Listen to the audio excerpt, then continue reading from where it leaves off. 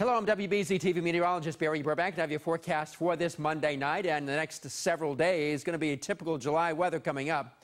So we wonder if we're going to be having another heat wave in Boston. First, let's check the number of 90-degree days we have had in the city so far this year. We've had 8, and last year was a whopping year, and we had 22 days. That doesn't quite match what we had back in 2010. We had 25 days then. So far we've had quite a few. The average is 15.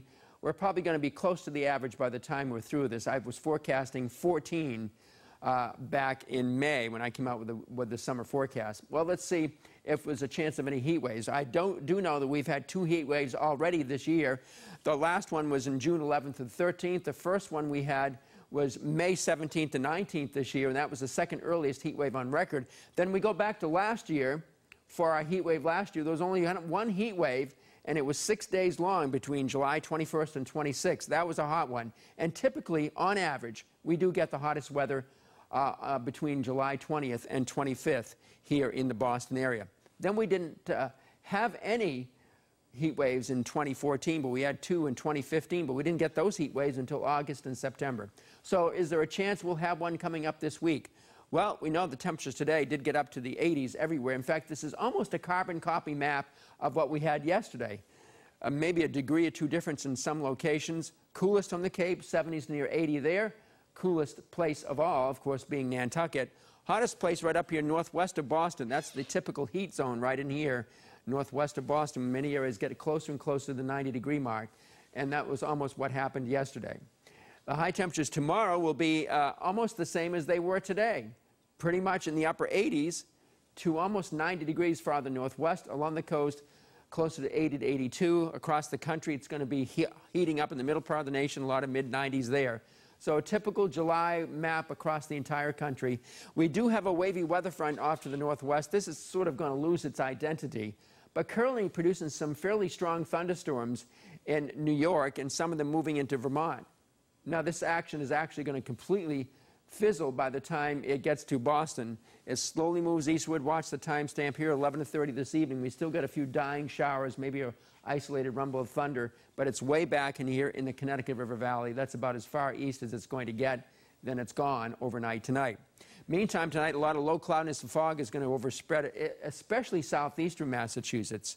And other areas may get some fog as well in the valleys. Some areas of low clouds as well. So we'll start out with a changeable sky, or almost a murky looking sky in some places tomorrow morning.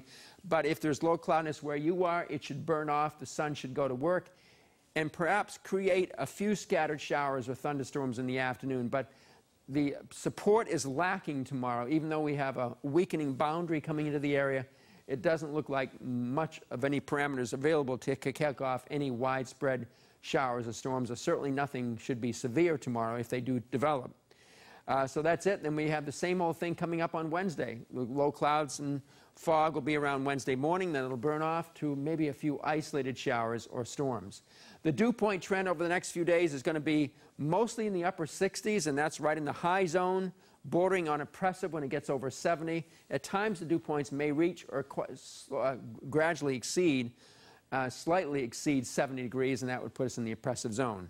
So at the beaches tomorrow, it's going to be 78 to 83 degrees, and we'll have a light southerly breeze. Mostly south-facing beaches would be the coolest. And then we have a low tide coming up at early in the afternoon, high tide about 6:30 in the morning, about 7 o'clock in the evening. And this is the way it stacks up on the Cape and the islands. There'll be some sunshine the next few days, but there is a risk that every single morning there's going to be a lot of low cloudiness and perhaps some areas of fog, and that would burn off to at least partly sunny weather. Fenway Park for the next 3 games starting tonight. The Blue Jays are in town for the next 3 games, and they're also playing a game on Thursday afternoon, but at least for the next 3 games, they're evening games. Partly cloudy tonight, 80 at first pitch at Fenway Park, 79 tomorrow night.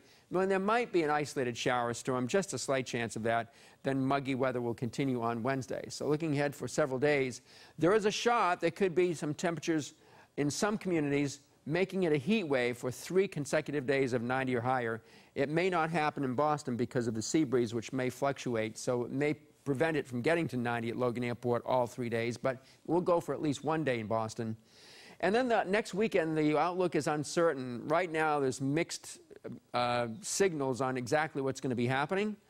So we're going to say there's going to be a few showers returning on Saturday and lasting into Sunday, and then more rain may come back later on Monday, so it's kind of unsettled. But for the most part, most of this week is going to be good for vacationers. It's going to be a hot and humid week. You can watch WBZ News tonight at 5, 6, and 11 o'clock. You can also see it at 8 o'clock on My TV 38 for the latest news and weather updates. Have a nice night.